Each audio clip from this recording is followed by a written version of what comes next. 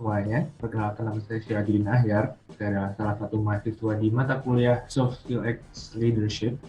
Nah, kebetulan banget di sini saya akan membagikan banyak sekali ilmu tentang kepemimpinan. Jadi, saya mendapatkan narasumber. Narasumber saya sendiri adalah eh, namanya Bapak Adi Suwanto. Beliau adalah salah satu entrepreneur di bidang properti yang dia sudah memiliki banyak sekali cabang. Yang pertama ada di Probolinggo, di Malang, kemudian di Lumajang, Pasuruan, Mojokerto, dan Bangil. Adalah bisa dibilang pemimpin di bidang perumahan. Jadi beliau yang fokusnya sendiri sementara ini masih di Jawa Timur, tapi beliau ingin mengekspansikan bisnisnya menuju provinsi-provinsi lain di Jawa, seperti halnya di Jawa Tengah dan Jawa Barat. Seperti itu. Nah, Bapak Adi Suwanto sendiri saat ini sudah membawai 40 hingga 50 karyawan tetap di perusahaannya. Nah, beliau membangun bisnis ini dari nol. Jadi, beliau membangun ini dari manajemen tingkat bawah dan beliau selalu step up skill-nya. Jadi, beliau selalu meningkatkan gaya kepemimpinan beliau sehingga beliau menjadi pemimpin perusahaan properti seperti saat ini. Nah, pada saat membangun bisnis dari nol tersebut, Bapak Adi Suwanto itu sering sekali berhubungan dengan manajemen-manajemen tingkat bawah, berhubungan langsung dengan bawahan-bawahannya, sehingga tidak diragukan lagi bahwa gaya kepemimpinan beliau adalah salah satu gaya kepemimpinan yang sangat saya kagumi.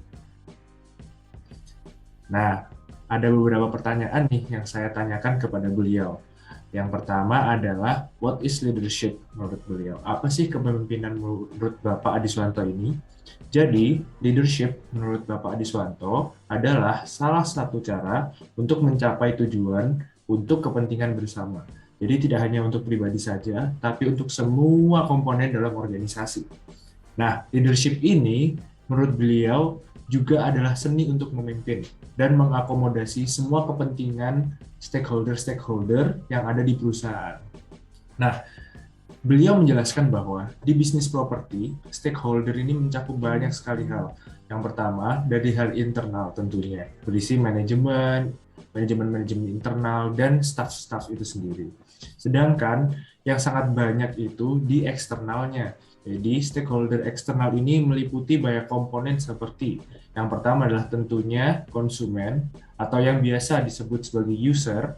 Yang kedua adalah dinas dan lembaga pemerintahan yang seringkali berhubungan dengan perizinan, konstruksi seperti supplier atau tukang atau pekerja-pekerja lainnya, dan menariknya lagi, yang sangat saya kagumi dari Bapak Adi Suwanto ini menganggap masyarakat sekitar perumahannya merupakan stakeholder yang harus dijaga keharmonisannya. Kemudian yang saya tanyakan adalah bagaimana sih cara beliau berhubungan dengan orang-orang lainnya. Beliau sebagai manajemen tingkat atas dalam perusahaannya, bagaimana sih cara beliau, prinsip-prinsip beliau mempengaruhi orang-orang di sekitarnya. Nah, yang sangat menarik di sini, beliau menjelaskan bahwa prinsip yang beliau pegang adalah semua orang akan belajar dari kesalahan, maka jangan takut untuk berbuat salah.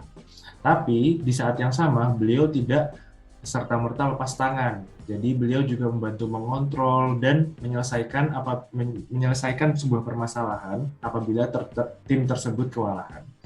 Jadi beliau juga melakukan kewajibannya untuk mengontrol dan mengawasi setiap laporan yang datang kepada beliau.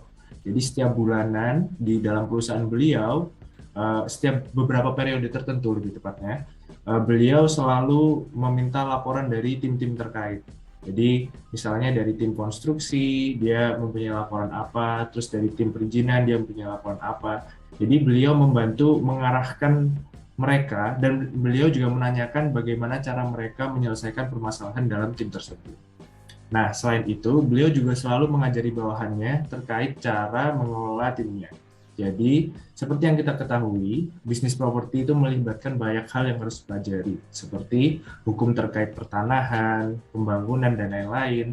Selanjutnya adalah pengurusan KPR, atau hubungan langsung dengan pemerintah, dan banyak sekali lembaga lainnya.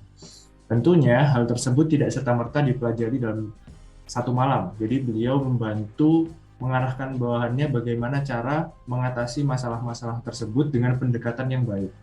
Nah, beliau juga sering kali membantu bawahannya untuk berkembang dengan mengajari banyak hal seperti yang saya sebutkan di atas.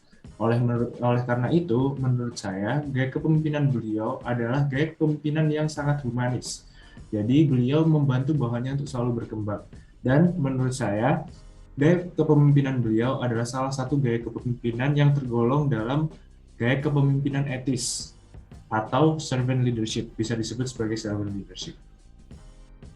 Nah, selanjutnya, yang saya tanyakan kepada beliau adalah bagaimana cara beliau menyikapi dirinya dalam organizational level. Jadi, dalam tingkat organisasi, bagaimana beliau bersikap, bagaimana beliau mengambil keputusan, dan bagaimana cara beliau membagi tugas dalam kepemimpinan beliau.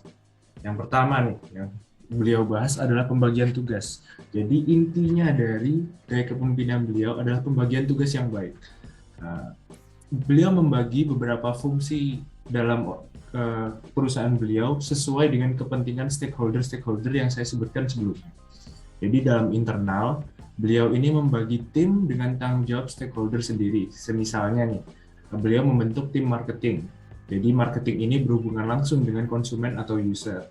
Terus selanjutnya ada tim yang namanya tim legalitas. Jadi tim legalitas ini berhubungan dengan perizinan seperti notaris, terus berhubungan dengan dinas-dinas, bagaimana cara mendapatkan akta tanah dan banyak sekali hal yang harus diurus oleh tim legalitas. Selanjutnya ada tim konstruksi. Jadi konstruksi ini berhubungan dengan stakeholder seperti supplier barang, supplier material, dan tukang-tukang seperti itu. Dan ada beberapa tim lainnya. Nah, prinsip yang beliau pegang dalam pembagian tugas ini adalah jangan semua orang memikirkan satu permasalahan yang sama. Apabila keseluruhan orang memikirkan permasalahan yang sama, maka akan lebih banyak masalah yang tidak selesai. Jadi, misalnya, marketing memikirkan permasalahan yang dialami oleh permasalahan tim konstruksi. Jadi kan tidak sangat-sangat tidak nyambung ya. Jadi bahkan masalah-masalah di tim marketing sendiri baiknya tidak selesai seperti itu ya, maksudnya Bapak Adi Suwanto. Jadi oleh karena itu menurut beliau otonomi fungsi dan dari setiap tim sangat berlaku dalam perusahaan. Nah, selama tim tersebut dapat mengatasi permasalahan tersebut, maka manajemen tingkat atas akan mendelegasikan wewenang kepada tim dengan tetap mengontrolnya. Jadi tim mempunyai otoritas sendiri untuk mengatasi permasalahan-permasalahan yang muncul. Seperti yang saya sebutkan sebelumnya, beliau selalu mendelegasikan wewenang kepada tim-timnya. Jadi beliau malah mengencourage bawahannya untuk belajar dari kesalahan gitu. Jangan takut salah. Demikian yang ilmu yang saya dapat dari sesi berwawancara dengan beliau. Jadi beliau ini adalah individu yang sangat menarik, pribadi yang sangat mengagumkan lah menurut saya. Karena beliau mendapatkan begitu banyak trust dari bawahannya dan beliau sangat menjunjung tinggi integritas dalam perusahaannya. Jadi hingga saat ini perusahaan beliau sudah akan melakukan ekspansi di banyak tempat dan selalu berkembang yang menunjukkan bahwa bisnis beliau dengan gaya kepemimpinan yang beliau anut itu sangat cocok seperti itu. Nah, sekian dari saya. Saya pamit undur diri. Apabila ada salah kata, mohon dimaafkan. Sampai jumpa.